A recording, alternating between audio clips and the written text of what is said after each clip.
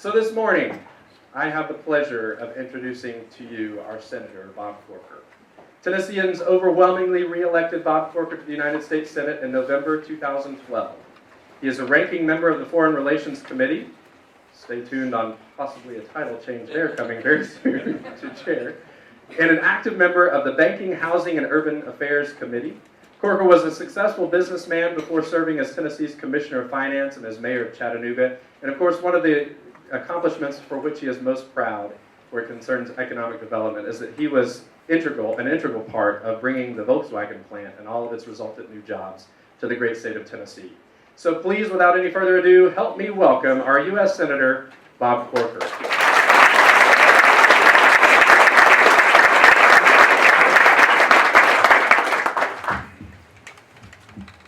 Well, thank you. I'm really thrilled to be back here. I love this space, and I've been here multiple times with other kinds of events, and it makes me feel like a young person in a cool place like this with all of you. So I want to thank the Chamber for sponsoring this. Glenn, it's good to see you, and congratulations, as once mentioned. And I want to thank the sponsors.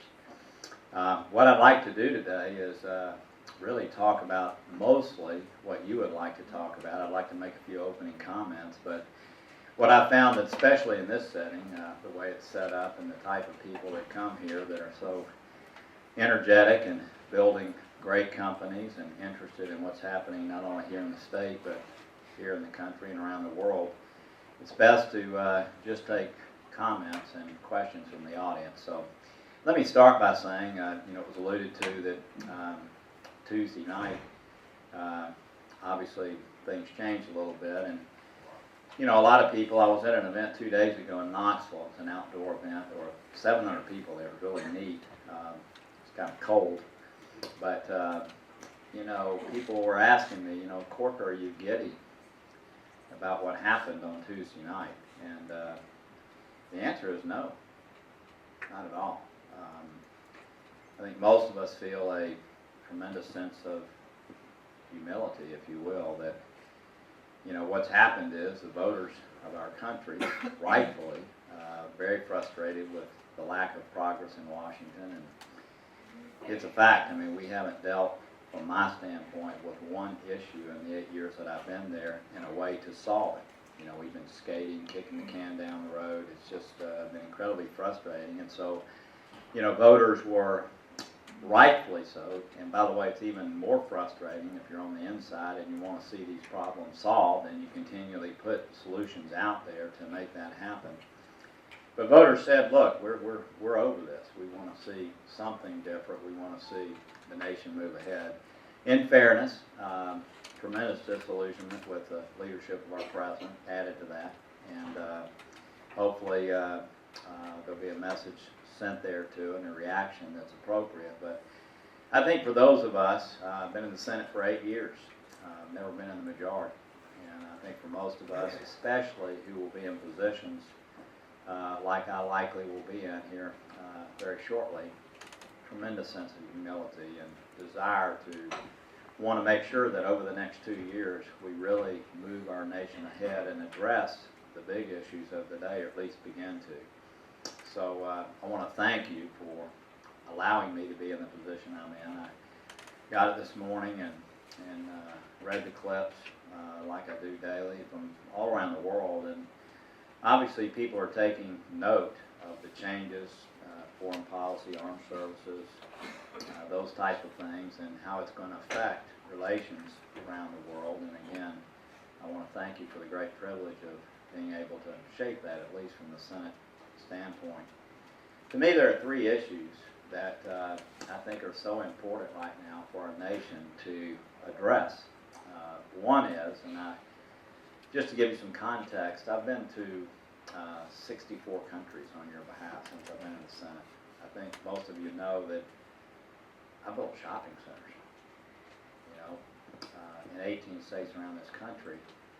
I was a mayor of a city, loved serving for almost 2 years as Commissioner of Finance to help a new governor get started back in 1995. But I'd been to a couple of countries on economic development efforts on behalf of the city and state, but let's face it, I mean, had a lot to learn. And so I've thrown myself into that. I've been to 64 countries, as I mentioned many times. As you all know, in business, you spend 80% of your time on problems, right, and 20% of your time kind of advancing. And so I've been to many of those countries over and over and over and over because we have such difficult issues, especially in the Middle East. But the fact is that what I see on those trips and what I see in meeting with people all around our nation is that the world really doesn't know where the U.S. stands anymore. And it really affects us in ways that affect you right here in Middle Tennessee. So I think there has to be some clarity established as to what our policies are. And by the way, what our reaction is going to be in certain circumstances. And I know that, look, I think most of you know it's, it's difficult for me to be partisan at a partisan event. Okay, I think, you know, if people were going to criticize me here in the state, they would say, hey, Corker's not partisan enough when he can be, and that's just not who I am. Again, I'm a business guy. I wake up every day trying to solve problems. I mean, that's kind of what I think people really elected me to do.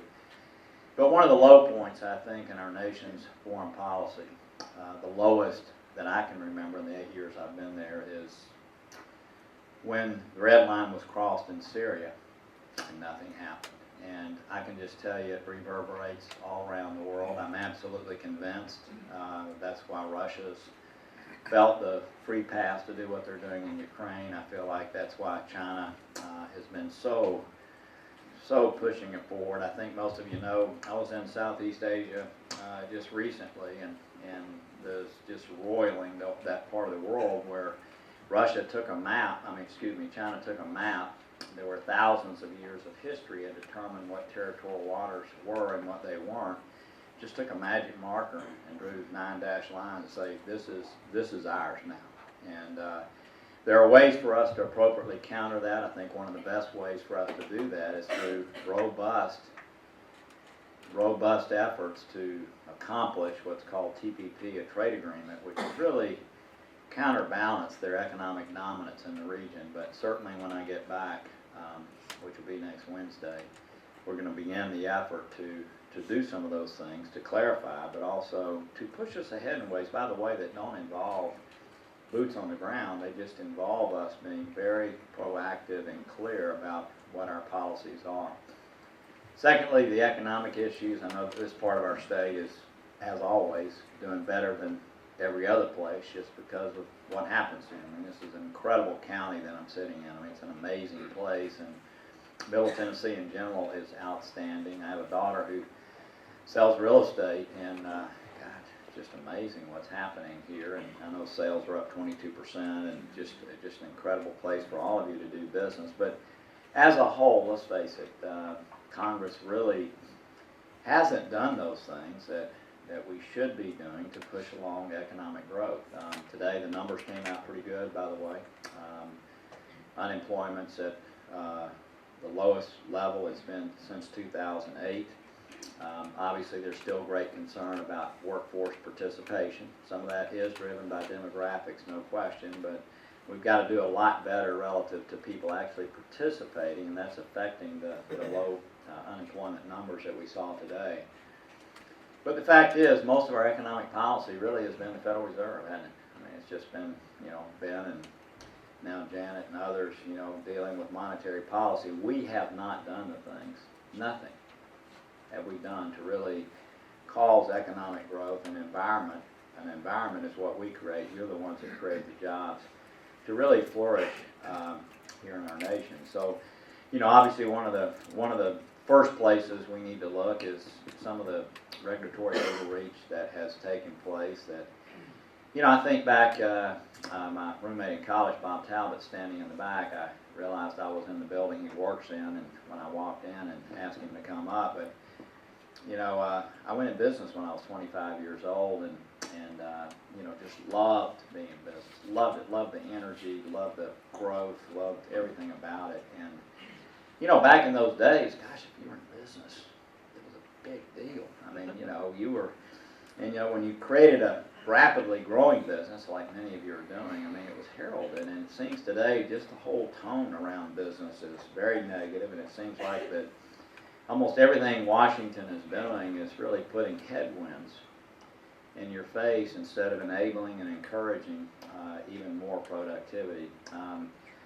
Obviously, the energy sector has really given us a second chance, hasn't it? I mean, and by the way, it's not the Exxons and the BPs and the Chevrons that have done that. It's really these small companies like many of you operate that have had the ingenuity and the sort of the ability to move quickly that have created these new technologies. And if it hadn't been for the energy boom and candidly the price of energy in our nation today, we'd be in a very different place. And that was done with headwinds.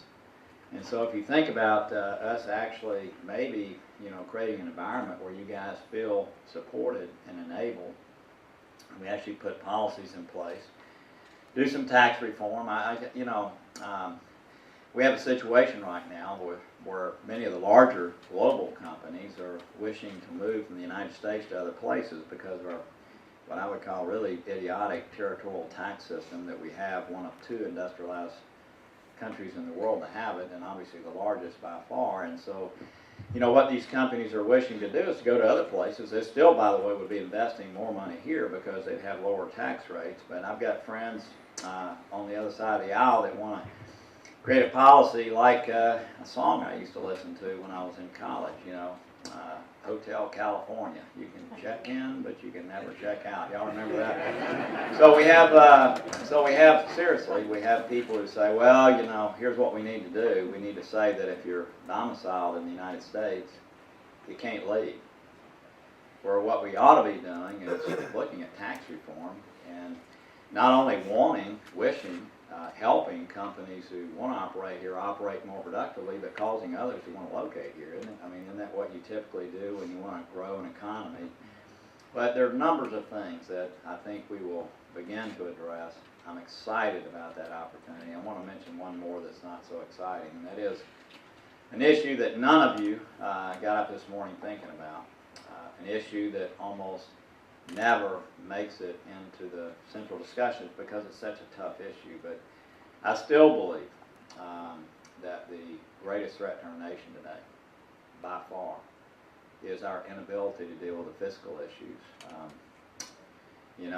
Again, it's not top of mind. People are busy creating companies and going to soccer games and raising kids and taking care of parents. But it's that issue, as I look at these younger people, that certainly is going to be the biggest headwind in your face. We've got about an $18 trillion on balance sheet debt, but we've got well over $100 trillion in off balance sheet unfunded liabilities, and they have not been addressed.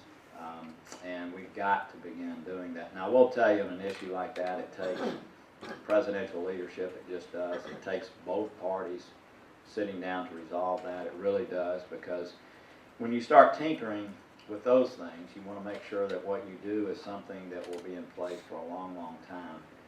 And by the way, I don't know if a Republican or Democrat, by the way, all the money first is in entitlements. I could ask our sponsor from First Bank, why do people rob banks? Because that's where the money is, right?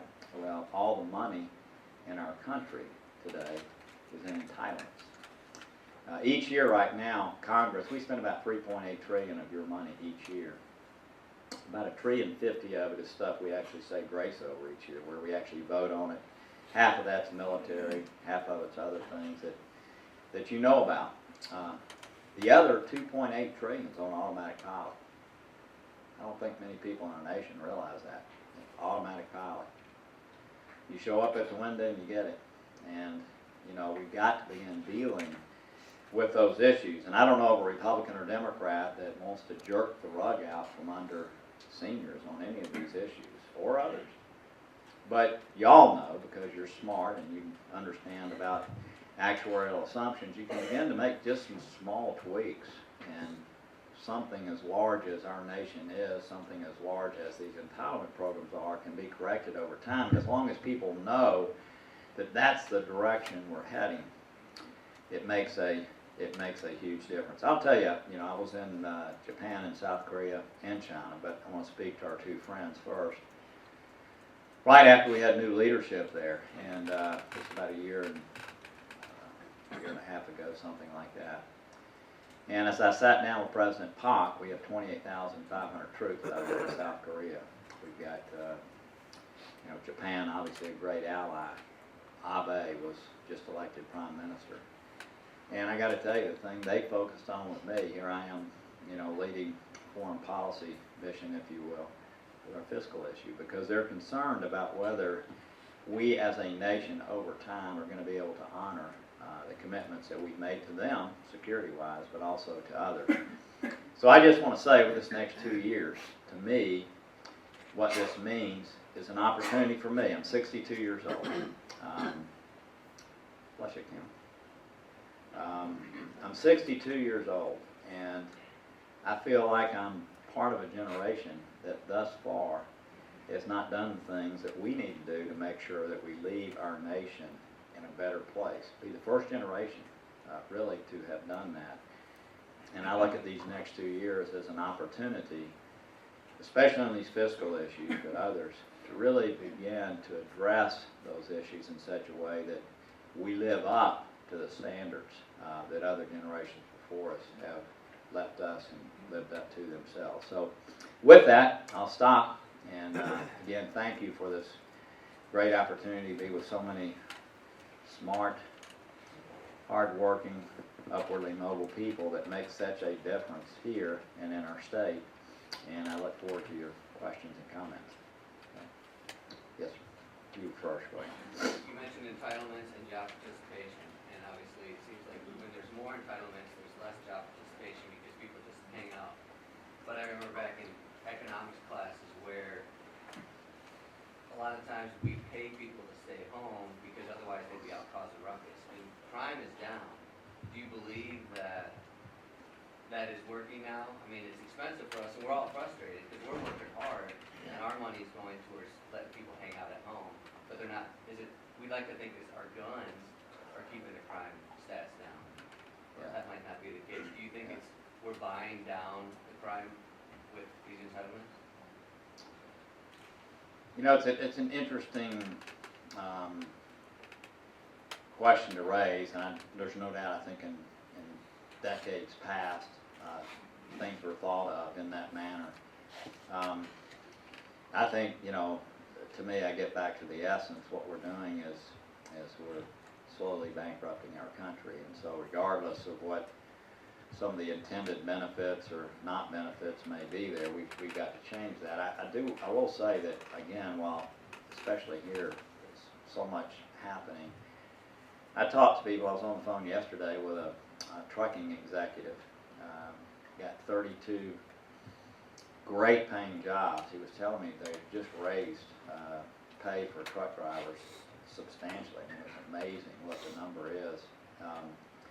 But they have great difficulty getting people to come to work because the delta between what people are able to get, and a lot of times people just focus, by the way, on the check that's being received, but once you qualify for that, it opens the door up for all kinds of other federal benefits from other programs. And so the delta between someone coming to work and staying at home is small. It would still be better to go to work, but it's so small, it's just not worth the effort and the logistics and everything that go with it. So again, and one of the biggest, one of the programs that's being taken advantage of most today is Social Security disability. I mean, it is just an absolute fraudulent trove. It's and once you get on that, you're kind of on it, and it's not like some of the other benefits. So we need to do a lot of overhaul there. But let me just say again, the money, okay, the money is in Medicare and other places, okay, and it's kind of like the third rail. People don't want to touch it. I do, but that's where the money is. Yes, sir. Speaking of things like Medicare, and we're very fortunate because we're all living so much longer, we're healthier. I expect to make it 85 or 90 instead of 68, and it just doesn't seem like that big of a deal to have our leadership say, well, let's push back when you're going to get your Social Security 5 years. Yeah. This doesn't seem like that big of a deal. Why is that such a big problem? I have no idea. I authored a bill. We had these entities, Bull Simpson, the Domenici Red one a few years ago, that worked on these issues. And so we spent a year, we'd heard so many people talk, we hear people grand bargain, bipartisan this. It's funny, nobody puts their name on something in writing. And so I just got so sick of going to these, I'd go to these, we'd have the top executives in our country come into something called the Business Roundtable, okay? And so they, obviously I'm a business guy, generally speaking, and I'd go to these meetings and they'd stand up and they'd say, God, we need pro-growth tax reform and entitlement reform. And I say, guys, the minute we start tax reform, y'all are going to be hiring lobbyists fighting each other, okay? Talk to me about something specific. Don't give me these platitudes. And then we had senators doing the same thing. We need pro-growth tax. Okay, tell me what that means. Put your name on something. So, after a while, I wouldn't even go to these meetings anymore. It's like a cheerleading, milk toast, okay, nothing. So we spent a year writing a bill to actually deal with all of these issues and put our name on it. And by the way, thankfully, the only other person who signed up to it was Lamar Alexander, by the way, in a year when he was going to have re-election. So I give him tremendous credit for that. But it's pretty easy. This is a little vignette that maybe takes longer than I should, but I had a meeting like this in Chattanooga back when all across our state, I had like 60 of them, back when town hall meetings were a big deal. Remember when the health care bill came out, and God, I'd go to these town hall meetings, there'd be like 1,000 people there. It was actually fun. I felt kind of like a rock star going into these things. Now it's hard to get a group together, but thank y'all for coming.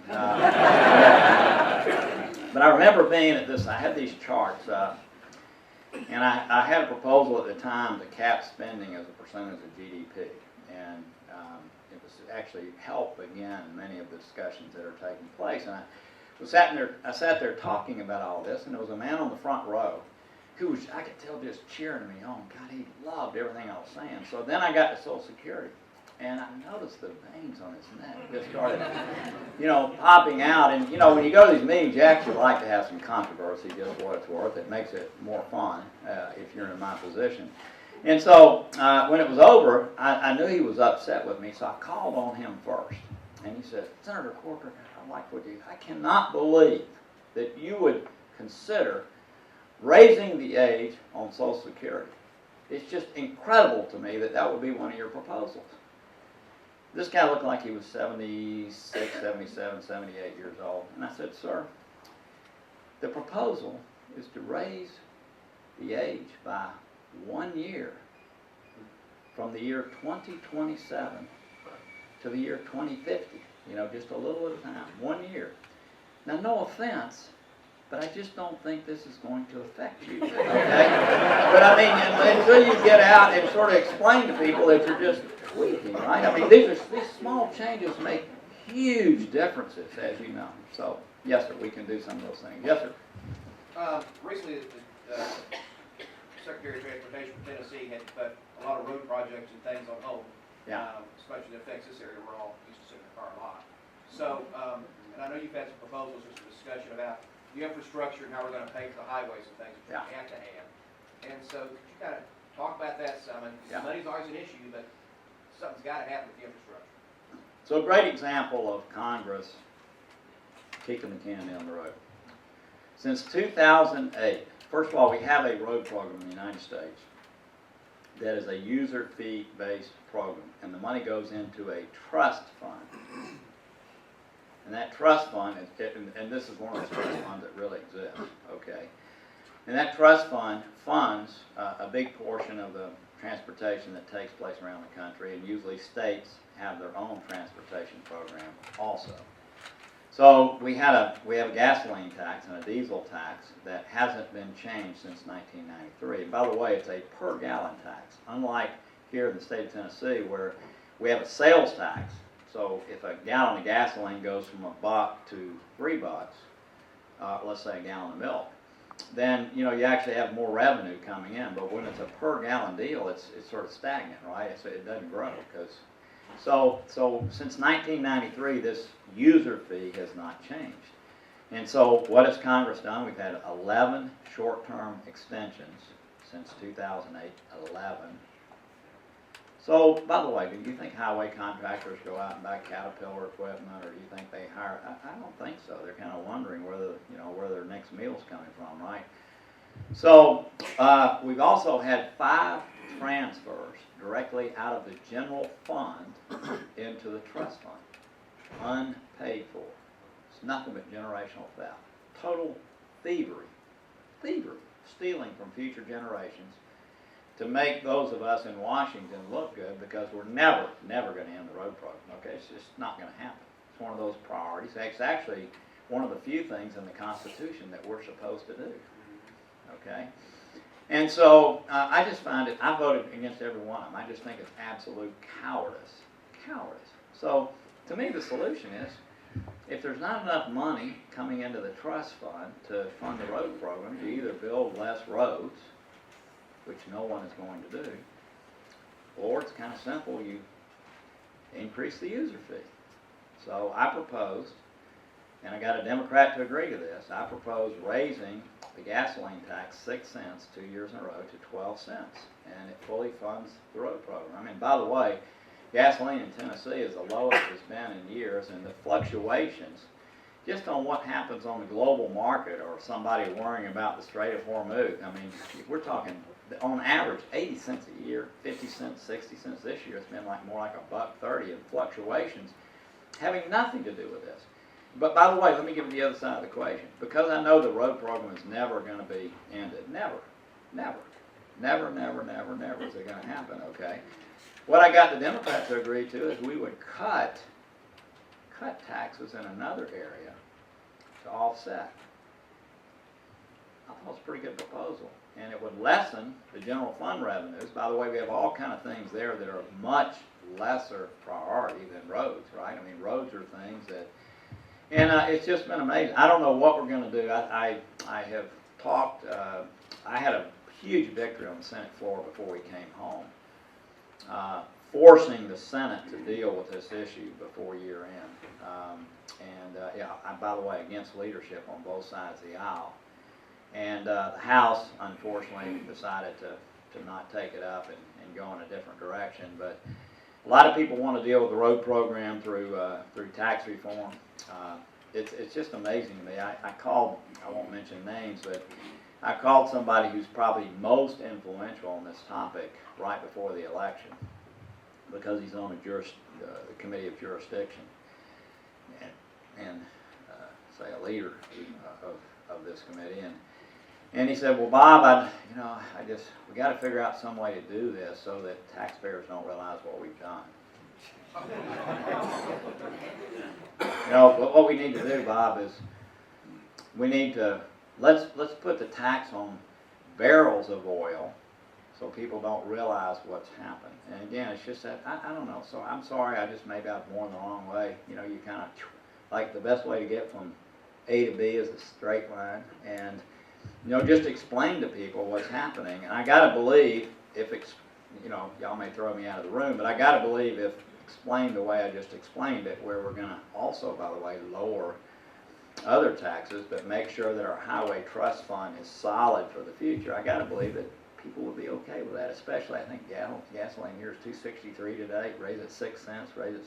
And by the way, you saw where the state's highway program now is on hold. Okay, $400 million in projects on hold. And by the way, they've got to deal themselves with their own funding. And fortunately, our state is one of the best in the country, because our state has no debt on its road program, none, not one penny, because when Lamar Alexander was governor, he set it up in that fashion. And thankfully, people like Glenn and others have kept it that way. So anyway, thanks for the question. Yes, sir. Senator, thank you for coming, and I know Senator Alexander is going to be taking over education.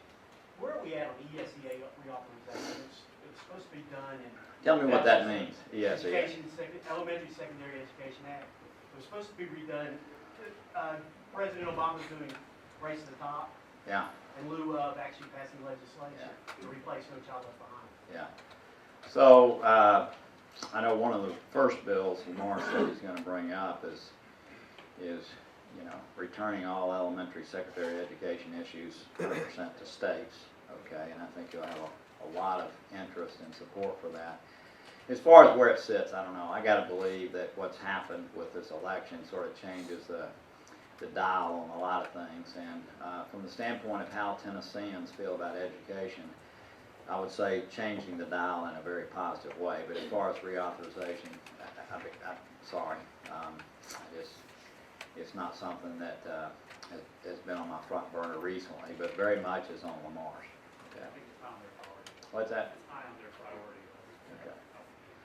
Our Chief of Staff, Todd Womack, who corrects me often. Yeah. Yes, sir. I'm talking about, you're going to be taking, I think, a main role in the Senate Foreign Relations Committee.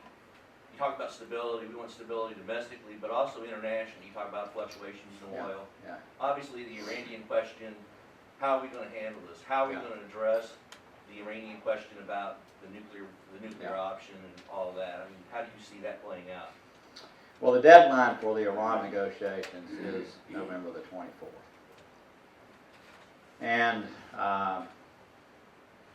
yeah, I'm not optimistic that something good is going to happen by that time, because the way we began negotiations, we gave away, in my opinion, way too much on the front end, where in the 4-page preface to the agreement, we agreed to the fact that Iran was going to be able to continue enrichment, and so we began in a really bad place, okay? I had a long talk with Wendy Sherman 2 weeks ago. She was at the negotiating table, or had just stepped away from it, and I talked at length with John Kerry 2 days ago, just to plead with them. No, I know they want a foreign policy success. I got it. Candidly, I want foreign policy success, right? I mean, at the end of the day, what I want is good things to happen for our nation, and a good thing for our nation would be to have a negotiation with Iran that ends, for a long period of time, any ability that they might have to track toward the bomb. I mean, that's great for our nation. But what I urge John, and what I urge Wendy, and what I've urged, everybody that I can talk to at the White House, please, please, please, in the name of you guys trying to, quote, check the box and have a victory, please don't do something that over the longer haul is going to be devastating to our country and stability in the region. Getting back to your first comment, I was in Saudi Arabia recently, and I can assure you, one of the first calls they'll make if they see a deal that is very inappropriate, where all of a sudden Iran is in the catbird seat relative to that, you can have an arms race. They'll call Pakistan, and things are going to, and all. That's not what we need in the region. So I think one of the roles that we're going to be able to play, assuming things happen in their natural course, is to really hold the administration's feet to the fire on this agreement. I've got a bill with McCain and Rubio that requires the administration to subject any kind of agreement that they come to with Iran to Congress. And that's the best way, candidly, to hold their feet to the fire, because then we have the opportunity with them to go through every detail of their agreement. And so I actually think the election Tuesday night had some, I don't want to overstate it, but probably has some impact on the tone of the negotiations that are taking place. But, geopolitically, ISIS is a big deal, obviously. This is actually, from a geopolitical standpoint, an even bigger deal because of its longer-term ramifications. Yes, ma'am. Kim? This is more of a statement rather than a question, and I'd love to hear your thoughts on it. I am very anxious about you all working with President Obama, and I'm sure you are too as well. For a guy that can just, apropos of nothing, go off and use executive action to do what he wants to do, rather than working with him. We all live here. He lives here, we live here, you live here. How do you work with somebody and negotiate with somebody who's non-negotiable? Yeah. Well, I think other than McConnell,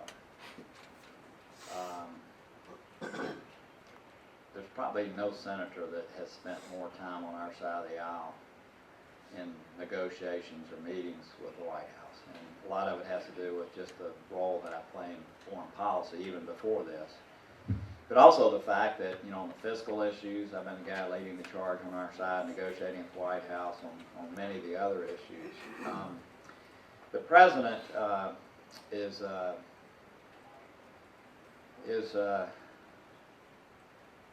he, first of all, is very uncomfortable being CEO, very uncomfortable being commander-in-chief.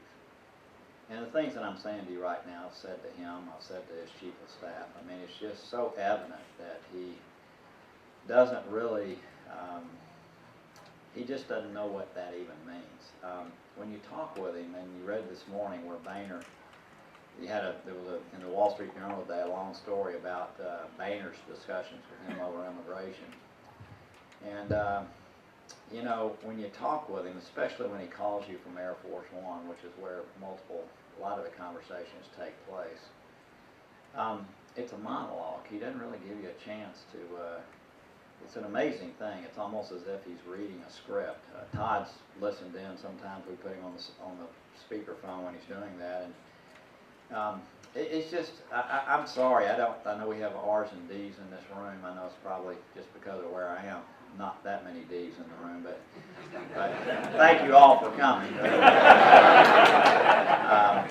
But I just say he's tremendously lacking as a leader, and it does make it very difficult. Now, how you can overcome that, I'm still very optimistic, okay? I have to get up every day that way, or I couldn't do my job, right? And I still believe that we have a tremendous opportunity. But how you work around that is you work with others there that have influence over him. And, you know, the guy that I can't interact with more than anyone is the chief of staff at the White House. And Dennis Madonna, I don't know if he stays or leaves. You know, I've emailed him a couple of times just in the last week or so. But on the other hand, they view him, they hold him up and are such loyalists that it still makes it difficult. So look, it's going to be hard. But I still believe. I was really disappointed in his speech the day before yesterday at 2:50. I mean, just for what it's worth, I know that Mitch McConnell, when y'all see him on television, you know, maybe he doesn't endear warm feelings, and you know, he's not the kind of guy that's going to go to happy hour with you, I assure you. But McConnell really wants the Senate to work, and I know that may be hard for some of the people in the room on the other side of the aisle. He really does, and I think you're going to see our first step is really not policy issues, but how do we make the Senate work again, right? I mean, we got to start there. I thought McConnell did a really good job, and I called him yesterday to tell him that at his press conference, talking about, you know, moving the nation ahead in a bipartisan way. Because again, the president, let's face it, still by far the most powerful position in the world, not just in the country. And, you know, then I saw the excerpts of his speech at 2:50, the president's, and I was just so disappointed. I mean, please, I mean, no more executive orders. Let's figure out a way to deal with things. When you do that, it just tears trust down, and it's almost as if he didn't get what happened the other night. Again, this was not a mandate for Republicans Tuesday night. That's not what it was. That's not what happened Tuesday night, I assure you. The map was good for us, but it was not a mandate for Republicans. They're mad at both of us, okay? They, you, everybody. Thank you very But, much for that. yeah. I appreciate that, because it is very upsetting sitting in the Yeah, public. it should be. Look, believe me, waking up for 8 years in Washington, and knowing we're kicking the can down the road, and knowing that privately people know better, yeah, you'd be even more upset. And that's, people ask me how I keep my passion going. It's over that, and I over other appreciate things. your candidness, thank you. But it wasn't about electing Republicans. Believe me, the map was good for us. That's all. The map's going to be bad for us in 2016. I will say that, you know, the president's, the disillusionment with him and his leadership was a big part of what happened, and the fact that it didn't appear that he got that the other day was disheartening. Now, my guess is he's getting a lot of pushback right now over his comments, and maybe he'll end up in a place that you know, allows us to sit down and work through things. Yeah, let me go to the back. I know I'm calling everybody at the front. Any of y'all that Sir, wants to speak? the IRS seems to be an agency that's out of control and somewhat fearful. Would you address that, please? Yeah, I mean, I look at, I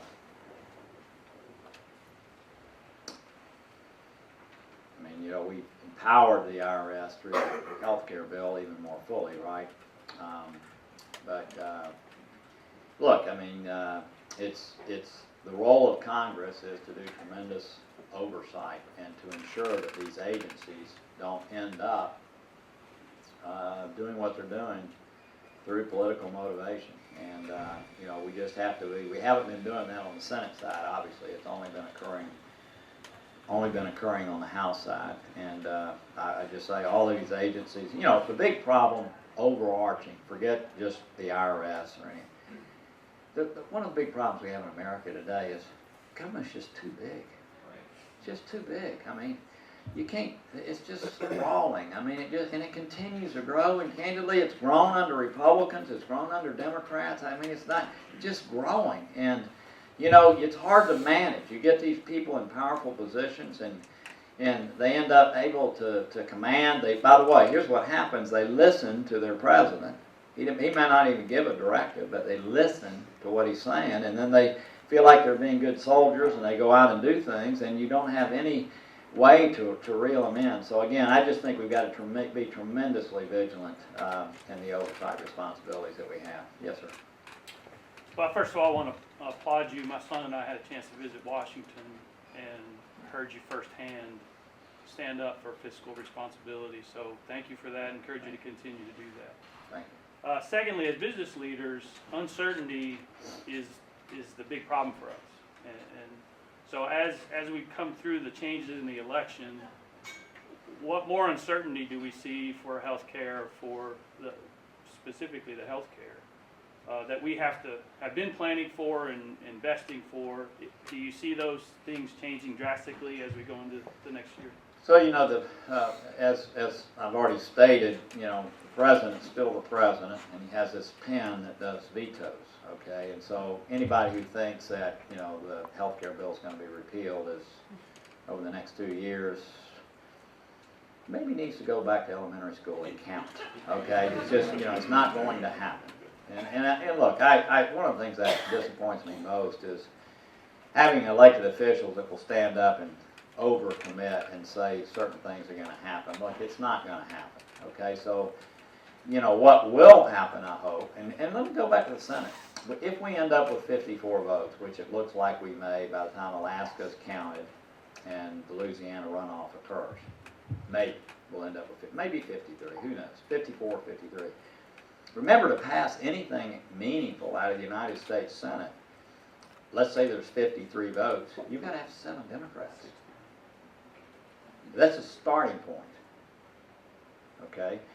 And then if it's, you know, a huge tilt, then you got to have, you know, obviously the president is going to veto it. So I think there are things like reinstating the 40-hour work week. I mean, wouldn't that kind of make some sense? Doing away with the medical device tax.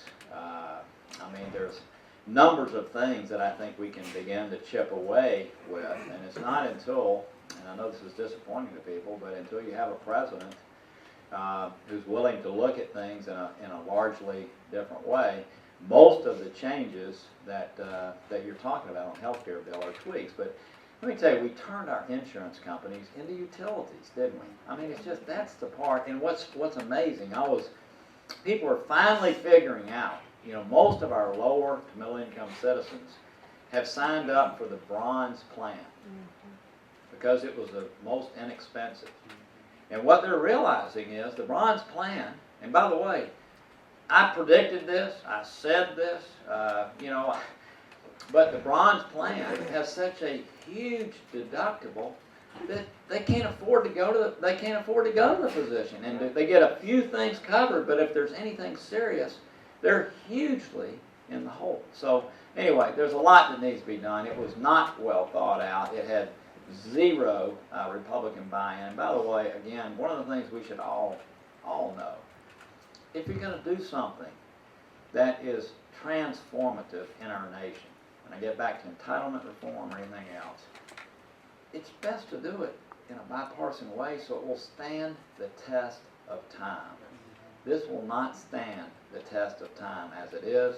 We can make some tweaks as we move ahead, but more fulsome wholesale changes are going to be needed to really recreate that great competitive environment that we have right here in Middle Tennessee in healthcare, right? I mean, where innovation and those kind of things occur. I think, you know, certainly we want access for people, but we also want to make sure that we still lead the world in innovation. And I'm afraid over time, as is, that's going to greatly dissipate.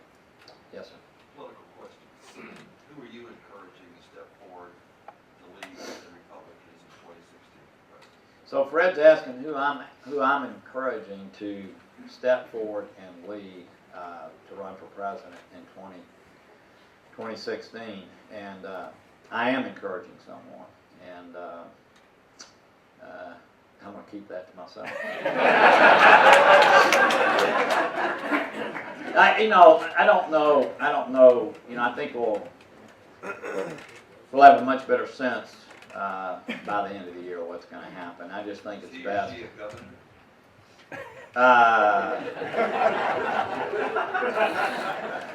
I'm not giving any clues. I just, look, let's face it, I understand, I don't want to overemphasize the, my new role. Don't want to overemphasize that. But let's face it, I mean, part of what I'll be doing over the next period of time, if things go as expected, is, I'll be hopefully working with a lot of the people who will be seeking that office to develop a sensible foreign policy, right, as people campaign. I just think it's best right now for me to quietly encourage, and what I hope is going to happen is we're going to have someone who's self-assured enough that they will address the three issues that I laid out on the front end forthrightly, directly.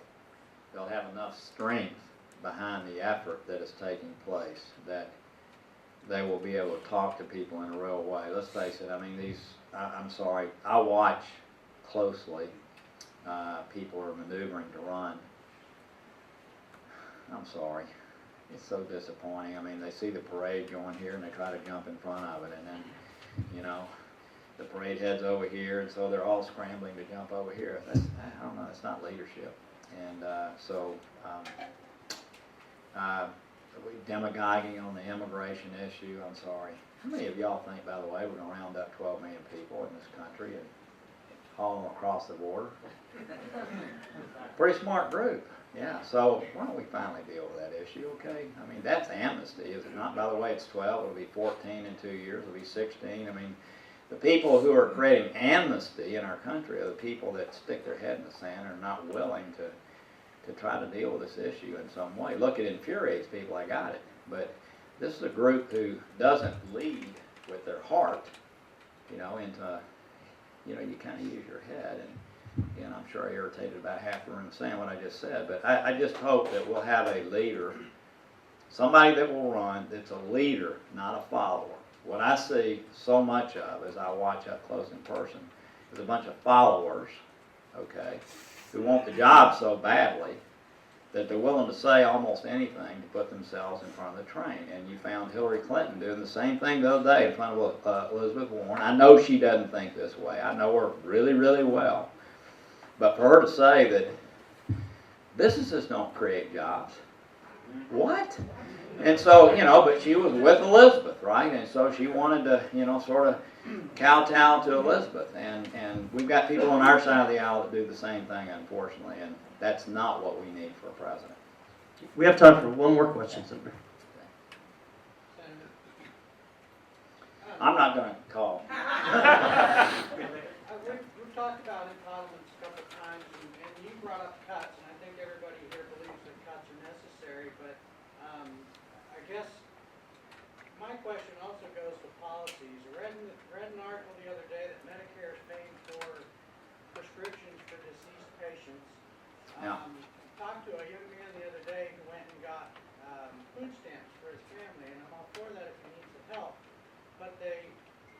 retroactively gave him last month's food stamps as well, and I guess I don't understand, he ate last month, or they're still alive this month to get them. Why are we giving them last month? So I guess my question is, are policies also being looked at and things being put in place to police what we're doing to spend extra money, as well as looking to the future to how we're going to spend that money? Yeah, so look, I get back to my earlier point. I mean, just things are, our government's gotten so big. And there's so many of these kind of things that exist. Our best leader on these issues, one of my great friends in the Senate, and unfortunately someone who's retiring 2 years early, is Tom Coburn. And Tom is all over this kind of thing. And certainly he's been over the Social Security disability issue, which is, by the way, going to go bankrupt in 2 or 3 years. And by the way, it's just like a lawyer machine out there getting people on Social Security disability. There's no countervailing force. I mean, it's abusive what's happening. But back to this issue, obviously I read that with interest. I assure you people will be all over it because, it's been publicly put forth. But again, we've got to do a much better job of oversight. And and these things crop up all the time. And when they crop up, they're addressed. But by that time, you've already wasted, hundreds of millions of dollars, in some cases billions of dollars. And again, it just speaks to the fact that what we really need is a greatly, greatly reduced federal government in size that is really good at the things that it does. And I do think, going back to this election, a big part of what this election was about is just a belief by many people that we've lost all confidence in the federal government. And so we've got a lot of work to do to restore that, and it's going to take a long time. And I know the hook is here, but let me just mention this. Here's one of the problems that we as a nation have in a democracy like we have, where you have a president in office for 8 years. There's no sustained effort on either side of the aisle, none, to reduce the size of government. People get in office and they want to achieve policy achievements. That other part is hard work. I mean, really, for us to do it right as a nation, you're talking about 20 years of just sustained daily activity. And you almost wish there was some way we could have I would say this rhetorically, but some chief operating officer that for 20 years could just wake up every day hacking things out, right, and sending legislation to do away with things, because we just as a nation don't really have a very good mechanism in place to do that on a daily basis. Some presidents have tried to put their vice president in charge of those things, and it lasts for a little while, but it's hard work. All of us who've been in business know going out and getting the next deal, God, that's exciting and fun and inking it and growing your company. The tough work's the other part, isn't it? The operations and making sure things stay in line. And we've all been there and done that, operating around the country, and that's so the operational side of our federal government doesn't get near the focus that it should. Listen, thank y'all. Y'all been a great audience. Thank you.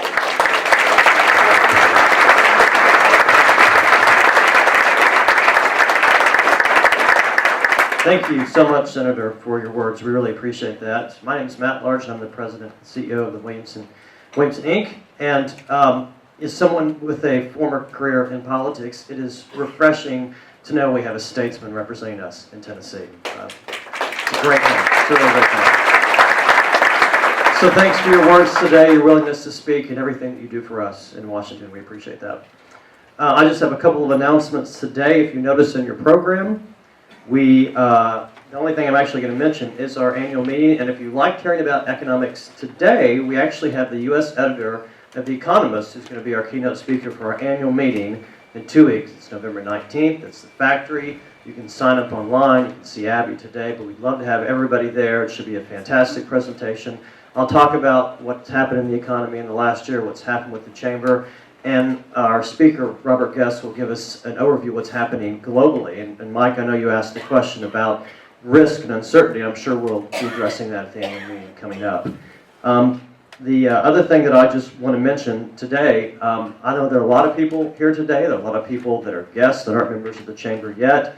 And we do this, we will do this 98 times next year. We have 98 ways for you to engage with the Chamber of Commerce next year. And you know, Senator Corker said it really well. We're not the ones that create jobs, but we do create the environment. And at Williamson Inc., we are the stewards of the economy of Williamson County. We have a dual mission to help you grow your business and help grow the economy of Williamson County. So we'd love to see you a part of this organization. Pam's in the back if you want to sign up today for the chamber. And like Senator Corker said earlier, you can check in, but you can't check out. So we're not letting you leave until you join the chamber today. But anyway, thanks so much for coming. Thank you, Senator. We appreciate it, and we'll see you all soon. Thanks.